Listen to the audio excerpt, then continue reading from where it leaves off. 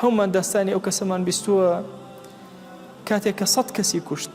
ئێرشادیان کرد دوورکەوێتەوە لە ڕێگایان مرد بۆی واز لە کوشتن بێنێ 100 کەسی کوشتە بوو تەنها هاتن مەلایکە پێوایان یەک هەنگاو زیاتری نابوو یەک هەنگاو زیاتر بەرەو پیری ئەو شوێنە ڕۆشتە بوو کە شوێنی ئەمینە بۆ ئەوی تووشی خراپەکاری نەبێتیایە ڕەب العالەمین لە گوناهەکانی بوورە بۆیە ئەگەر کەسێک ئارەخۆرە زیناکەر و فاحیشەکارە سارق و دزە غەیبەتکارە بوهتانکارە درۆزنە هەرچی صفاتی خراپ بیرکەرەوە تایەتی ئەم عەبدە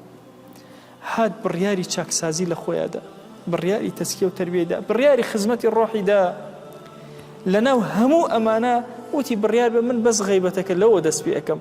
وردە وردە غەیبەتی کەم کردەوە مرد هیچی تر ئەوانی تری هەموو بە کۆڵەوەیە والله یەقینی هەبێ کە ڕەب العالەمین لێ ئەبوور مادام یەک هەنگاو بەرەو پیری سوی ئەو تەواو بەرەو پیرت دێت بۆیە ئەم ئومەتەی ئێمە پێویستی بەم هەنگاوە گەورانە هەیە پێویستی بەم هەنگاوە بوێرانە هەیە هەتاوەکو بینەوە سەر دەسەڵات و بینەوە سەر حکم عەدالەتی خوا لەسەر زەویە جێبەجێکەینەوە